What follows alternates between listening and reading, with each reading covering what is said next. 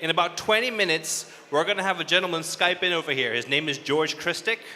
George Krstic is currently the head of story at Blizzard, the guys who do Overwatch, StarCraft, Diablo, all that good stuff, right? He's going to be Skyping in to talk to you guys about how he makes games, how he makes movies, because he's also written for Star Wars, for Clone Wars. He's written for Max Steel. So he's going to be Skyping in 20 minutes, so if you want to ask him questions, come up over here and take a seat. Yeah, George Krstic, the head of story at Blizzard. All right, I'm going to position the camera towards the crowd.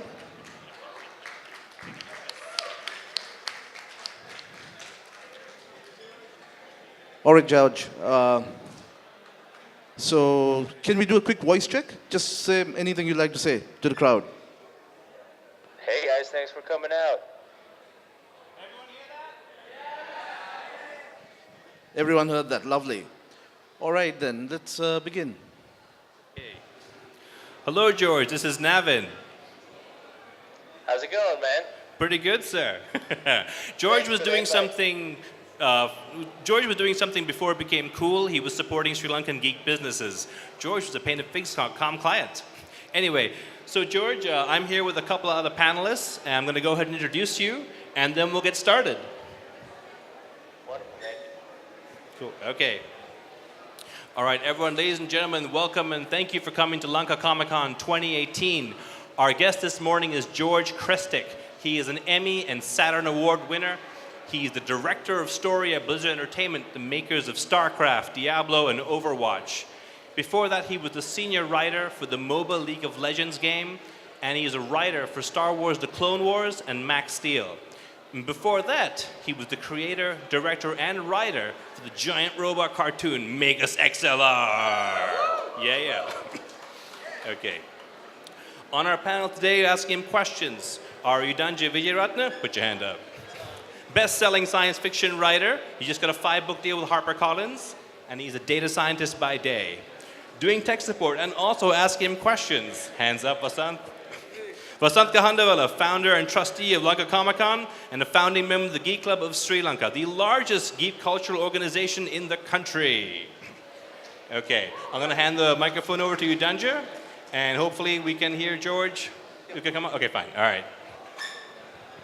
All right, so, wow, okay, I'm nervous here now. Right, so George, let's do a little bit of an icebreaker first. Now, we've introduced you to these guys and put you on the posters as the director of story at Blizzard. So everyone wants to know, what does that mean? What's the job like? What do you wake up in the morning and do? It's basically sitting in meetings from 9 in the morning to 7 at night. No, it's wonderful. I get to interact with all the different game teams, and I help shape the narrative with the game teams for the different ways we tell story here, whether it's in print like novels and comic books, if it's in game, if it's cinematics, even down to audio dramas. So we get to kind of craft different stories for the different games, and I work with literally hundreds of people on that. So it's a huge team effort, but it is very exciting to be playing in all these different worlds. And a very cool thing about my job is that I get to go from one property to the next all in one day. I can work on something for Diablo, and then switch over to Warcraft, and then switch over to StarCraft. So as a fan of all those games, that's very exciting for me. So, and I noticed, especially in terms of branching out into other forms of media, you guys have been doing a tremendous wave of content, especially with Overwatch. You've been doing the animated shorts, you've been putting out the comics, and is that sort of, do you sort of oversee everything from video production to writing the story? Like, what's a day in your life like?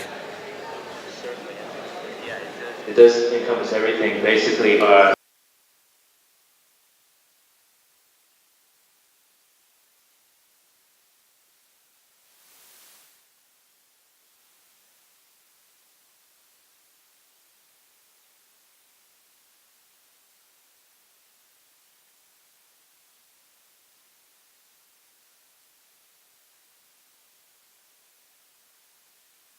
So one thing I've really noticed about Blizzard, and one thing I've really been a fan of, is how you guys do character. Because it seems to me that, again, I may be wrong, but it seems to me that you start out with these stock character tropes. And you blow them out of proportion. Like you have the paladin, who is the perfect paladin. You have the orc, who is the perfect warmongering orc. And then halfway down the story, you completely subvert these tropes. The paladin turns out to be a sociopath. The orc turns out to be, someone trying to lead his people into a new form of government. And I've been noticing this more and more, especially with almost every Overwatch character. I mean, when you guys put out that Bastion short, that had themes of PTSD, that sort of Wall-E innocence to what seemed was basically a killing machine.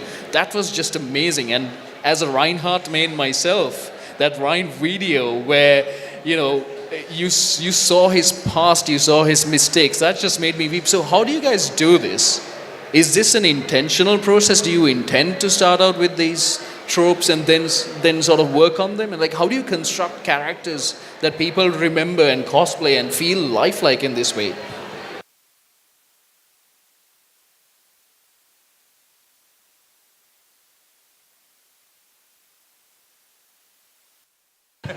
All right, sorry, technical issues.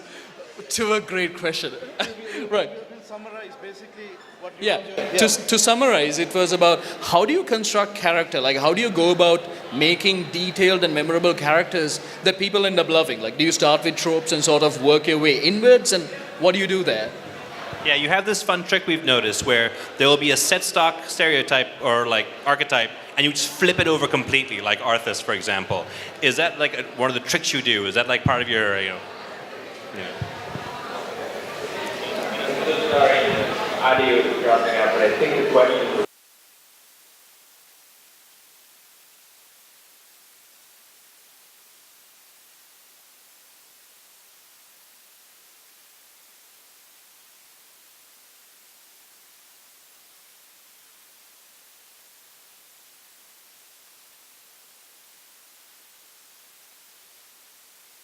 can we arc them out? How can we make them hard, have them make our very hard decisions? And that's usually kind of our springboard. We don't want our characters to be flat, to never change. We don't want our players to come away from an experience saying, I didn't learn anything about this person. So those are kind of the primal questions that we ask at the beginning of the story process. And that's kind of, also we carry that over when we're breaking new characters. We want to know something. We want to be on the journey with them as they change and grow, evolve, make some terrible decisions in certain recent cases, and make some wonderful decisions as well. So, do you make all of your characters, do you make all of them have mistakes? As in, do you sort of plan out an arc for every single character? Do you sort of build this growth process? Or does it just happen over time as you build the story and the game?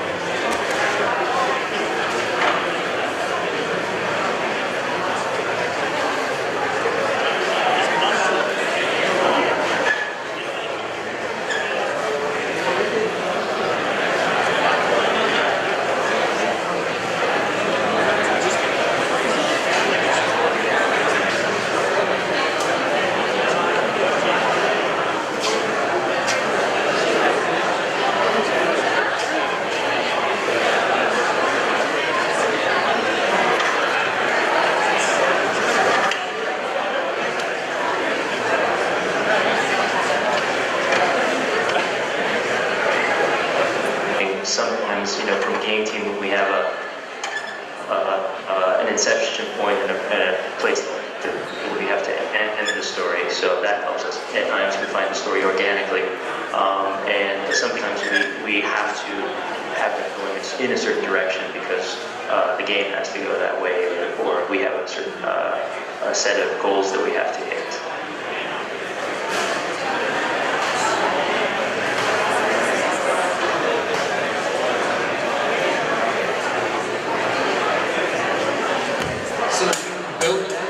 And then write up the characters, or do you work vice versa? And if so, how do you keep all the elaborate histories in line? Because your worlds always interact, and you have so many rich interactions between characters. How do you keep those in check? How's the housekeeping this? Absolutely. So I'll attack that piece of the question first. We have a wonderful team of historians, and they're our lore team. We have 4 people, and they help us track all the lore and all the different character choices that have been made. And I find them immensely helpful. Without them, we wouldn't be able to make sure that we're not, breaking lore. So they are, at least one historian sits in each of our story rooms, and they kind of help keep us on views through the eyes of the character. And obviously, a lot of the world's been built already. But when you give a certain perspective to a character, I feel that you can put a new lens on the world, and also you can expand it. George wasn't here. Can you hear me? George? Oh, okay, great.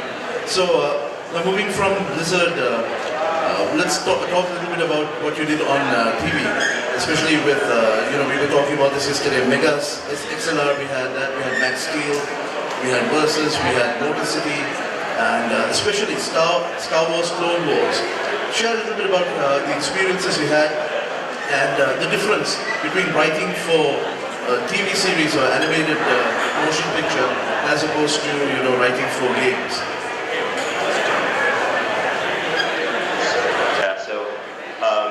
TV and games, so games are a much more active experience, as you all know. You're interacting, you're making choices, you're investing a lot more time. Television and film is much more passive. You're on rails. You do not get to make much of a selection as to what happens. So to write for the 2 mediums is very different, but there are some core similarities. A character's motivations, character arc, a 3-act structure, beginning, middle, and end. So there's commonalities. Also, for instance, for a game, you might have to write 10,000 lines of dialogue. You would not have to do that for an episode of TV or even feature film. Also, the filter through which you communicate story in games, it's very different, and it varies from game to game, from level to level, from interaction to interaction. And some of my experience in TV, I started in live action, and I started working on people, and then I transitioned into animation. At the time, when I started, we were still doing, hand drawings on cell, and I got to see the page industry kind of transition over to digital. And now, obviously, I'm working in video games where everything is digital. So that's been an interesting kind of evolution that I've been lucky enough to be on the ground floor to see it all change. Yesterday, when you and I were having a little chat, you shared the interesting experience on how you got involved with Star Wars, Clone Wars. Would you like to share that with the audience today? The bet you had with your friends about Star Wars, Clone Wars.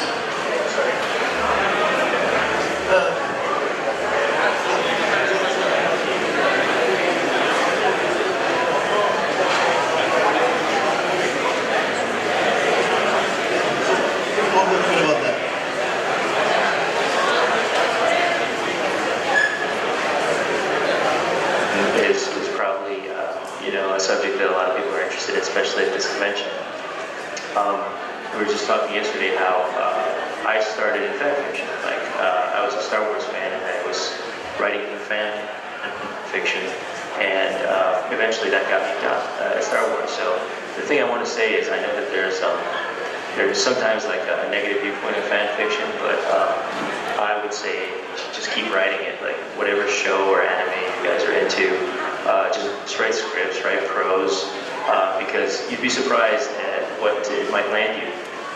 And I'm not sure if you have some fan fiction panels here or something, but I would definitely go check those out if you guys are interested in that. So, hi George, I'm here. Can you hear me? Oh, right. So, I want to be the sort of storytelling nitty-gritty guy and sort of draw you back to the structure thing that you were talking about. How do you view structure? Because I've sort of been reading in and out of structure, and I've come across Sylphia's 3-act structure, and then Joseph Campbell's more advanced stuff, like the plot arcs for Star Wars or the Lord of the Rings. How do you view structure? Like when you set up to write a story, what links do you give us? What do you prefer to use? What's in your toolbox of structure? Gotcha. Again, sorry, I only heard a little bit of that question, so I think it was about structure. Something that I recently realized in my career is that I was brought up with a 3-act structure philosophy of beginning, middle, and end, setup and payoff, etc. And only recently did I realize that the key to story, the key to structure is character. Character is plot, character is structure. Character is everything. If you know what a character wants, you know how to craft a story. And what you do is you throw all the obstacles you possibly can in front of what that character wants and what that character needs. And that helps you greatly when you're trying to tell a compelling story. So that's my recent hack that I'm using. George, we're going to go straight to audience questions if that's okay with you. So, anyone from the audience, do you have any questions? Audience questions, come on. Audience question, come on up. Hello sir, I'm a huge fan of Overwatch. It's a great game. And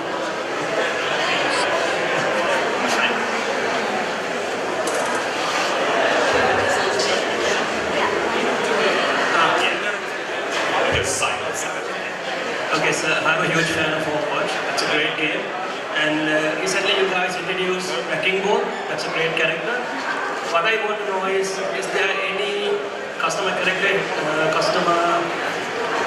customization in nearby future for that character? Customization option for that character in nearby future?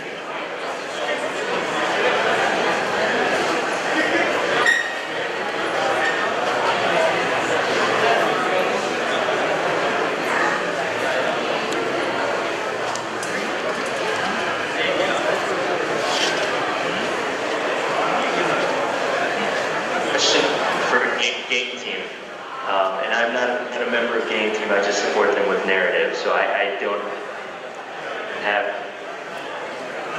the specifics of the game design and because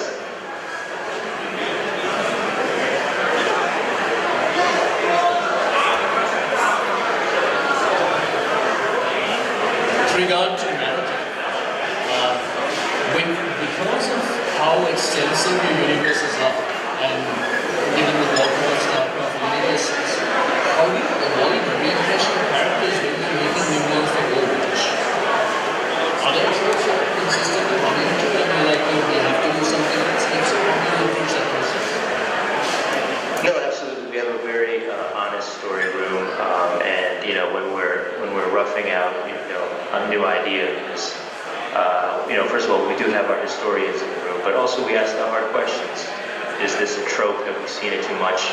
Is this yet another story of the chosen one? Let's not do that. We've seen that. And I really trust our storytellers, our director, artists, in that we obviously consume a lot of media. We read, we play games, we watch film. The 50 plus of us, story team, we have and if we do make a choice, it is done with a plan. There's a reason we made that choice, and usually that's I'll keep harping on the choice. We're not just telling Neo in the movie true story or something like that. Alright guys, we have time for one more question. One more audience question. Overwatch, Warcraft fans, League of Legends fans, if anyone's here. Is there any should be asked? And we have a question. So we've talked a bit about character and character sort of being the key to figuring out how to tell a good story. But what's the key to figuring out the character? Do you sit with your writers in a group and you debate, this is what the character would do, this is what they do? Is it more of a meditative process where you're just trying to get into their mind space? Like, what's the trick there?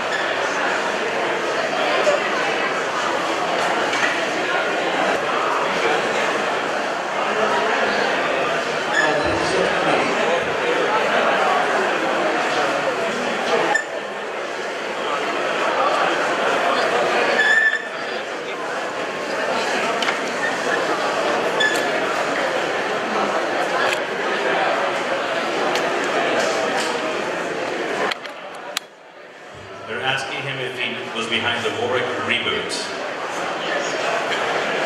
Well, the Warwick reboot, I started that, but then the team finished that because I left to go to Blizzard. And then the hats, yes, I'll probably never stop hearing about the hats. That was the story with Gangplank, and we had a lot of different concept art, and we had a few mock-ups. One was with the new hat, the other was without the hats. And our team was divided, battle lines were drawn, things got ugly. But in the end, I think we had a lot of fun with that particular chant.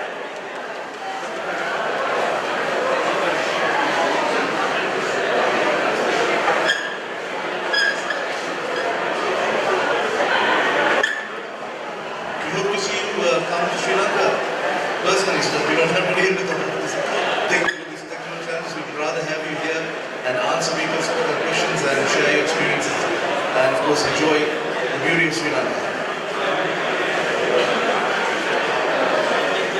The tech issues, hopefully next time we can do it face to face. Thank you, everyone. George Krstic, head of story of Blizzard. Thank you so much, George.